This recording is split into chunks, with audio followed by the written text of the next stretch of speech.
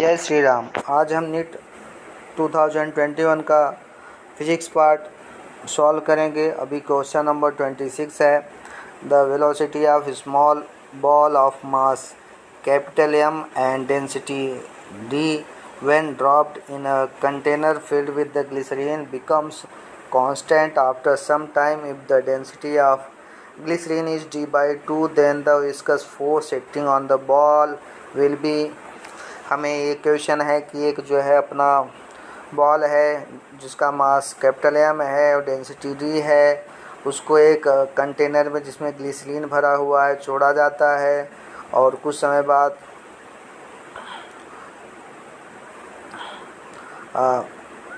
उसका वेलोसिटी जो है कांस्टेंट हो जाता है। तो हमें विस्कस फोर्स की वैल्यू ज्ञात करना है।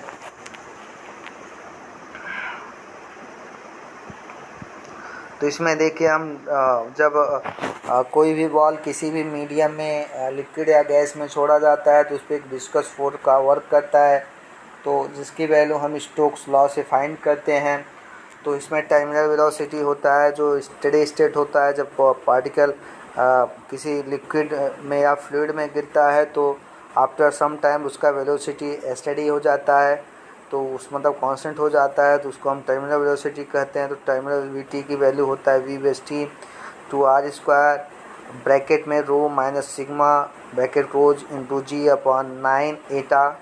और रो क्या है, डेंसिटी ऑफ बॉल है, उसका डेंसिटी T दिया है।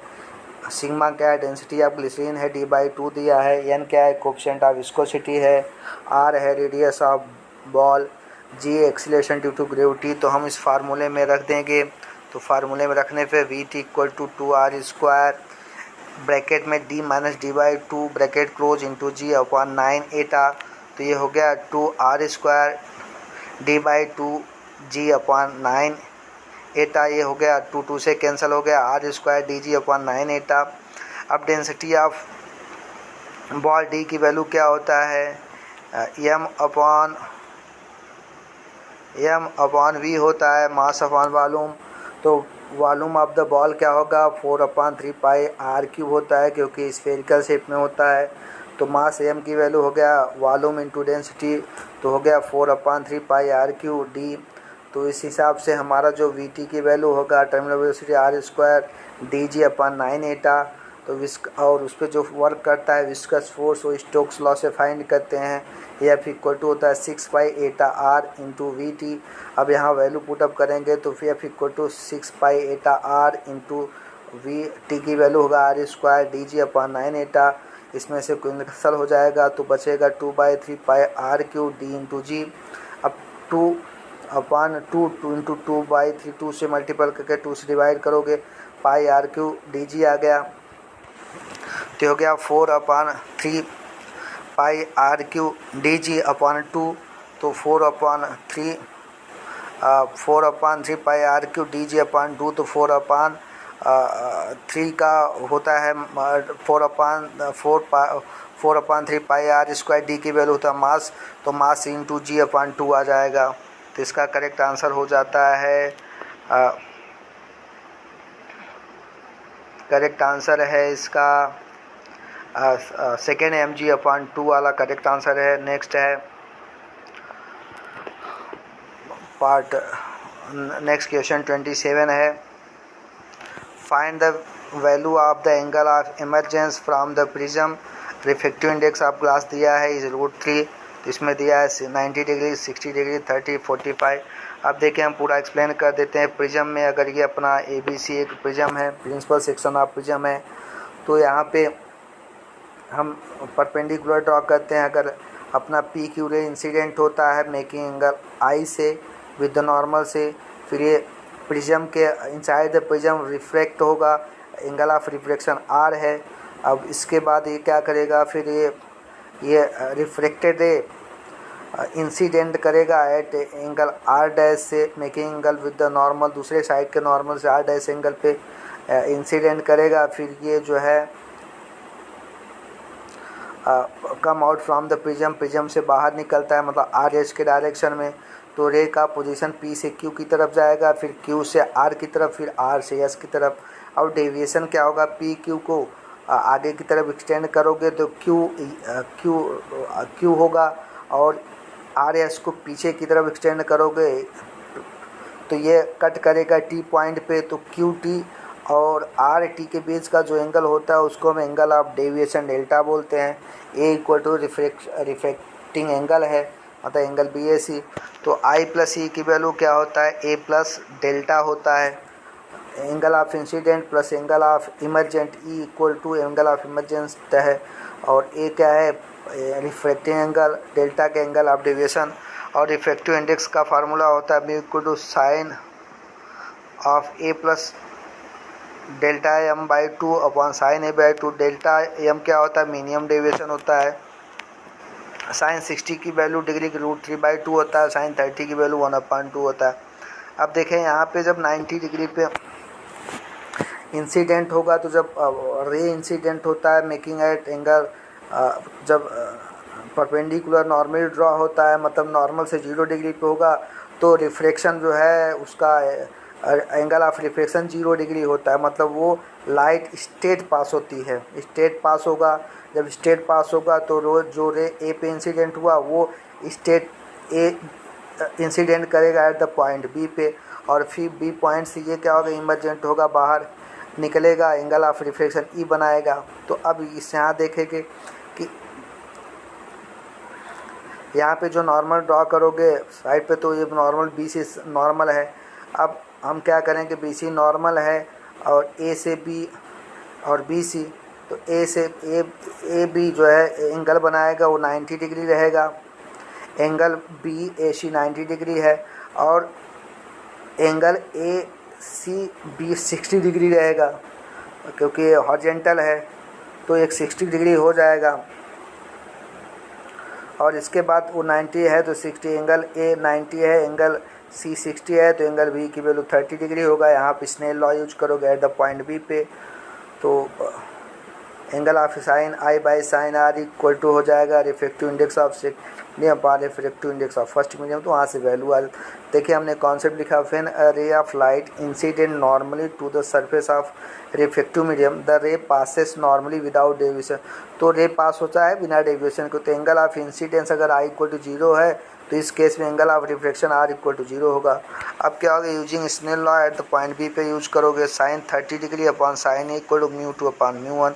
म्यू 2 क्या है, refractive index of air medium, second medium का, मतलब कि मीडियम सराउंडिंग द प्रिज्म, तो उसकी वैल्यू 1 हो गया। म्यू 1 क्या है, रिफ्रैक्टिव इंडेक्स ऑफ प्रिज्म, वो √3 है, तो हम रख देंगे sine 30 upon sine A equal to 1 upon √3। तो आर करके आर साइन ए की वैल्यू होगा √3 इंटू साइन 30, और साइन ए इक्वल टू √3/2, या sine A equal to sine 60 degree, तो ए इक्वल टू 60 डिग्री आ जाता है। तो angle of emergent equal to 60 degree, तो इसका ऑप्शन करेक्ट ऑप्शन 2 है, एंगल ऑफ इमरजेंस 60 डिग्री होगा। नेक्स्ट क्वेश्चन देखेंगे, capacitor of capacitance C is connected across A C source of voltage given, तो V equal to V naught sine omega T है, तो displacement of current between the plates of the capacitor would be given. ये option दिए गए हैं, उसमें हमें find करना है, 4 ऑप्शन है। तो देखिए कैपेसिटर है और उसको AC सोर्स से ऐड किए जोड़ दे कनेक्ट करते हैं, तो V equal to V naught sine I current flow हो रहा है। तो अगर ये सब AC करंट में होता है तो वोल्टेज हर समय VRMS के फॉर्म में लेंगे, और करंट को IRMS root mean square value आप करंट लेते हैं। तो पोटेंशियल डिफरेंस देखिए पैरेलल है, तो जो पोटेंशियल डिफरेंस से क्रॉस कैपेसिटर होगा वो VC इक्वल टू पैरेलल है, VC equal to V naught sine, मतलब V के बराबर होगा।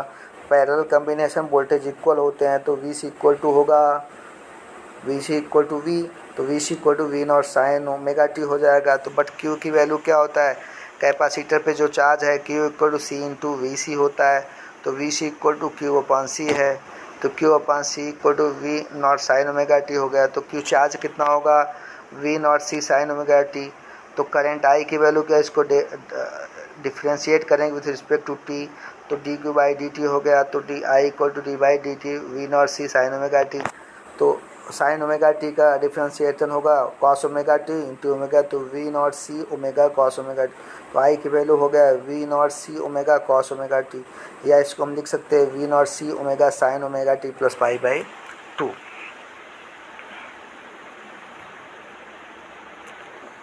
तो इसका आंसर 2 करेक्ट है। अब नेक्स्ट क्वेश्चन है, if force F, acceleration A and time T are chosen as the fundamental physical quantity, find dimension of energy. अब अगर इस टाइप के प्रॉब्लम आते हैं तो हमें जो भी डायमेंशन फाइंड करें वो फोर्स और एक्सीलरेशन और टाइम के ही फॉर्म में रहना चाहिए। तो हम इसके लिए क्या करते हैं, हर जो भी फिजिकल क्वांटिटी है उसका जो फार्मूला होता है उसको फोर्स एक्सीलरेशन टाइम के ही फॉर्म में रखना है, तो आंसर आता है, नहीं तो नहीं आता। अब देखिए एक्सीलरेशन क्या होता है, वेलोसिटी अपॉन टाइम, और वेलोसिटी को क्या बोलते हैं, डिस्प्लेसमेंट अपॉन टाइम। तो ये हो गया displacement upon time divide time, तो ये हो गया acceleration displacement upon time into time. तो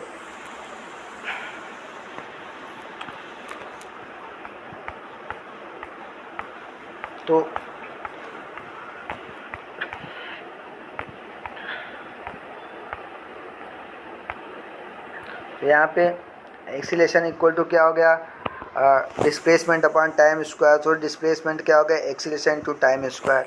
सो डायमेंशन ऑफ डिस्प्लेसमेंट क्या हो गया, एक्सीलरेशन का ए और टाइम का टी स्क्वायर हो गया। सो एनर्जी क्या होता है, force into displacement. Dimension of energy क्या है, एफ होता है, फोर्स का एफ दिया है और डिस्प्लेसमेंट का ए इंटू टी स्क्वायर। तो इसका answer F A t square, तो करेक्ट आंसर 3 है। नेक्स्ट क्वेश्चन है,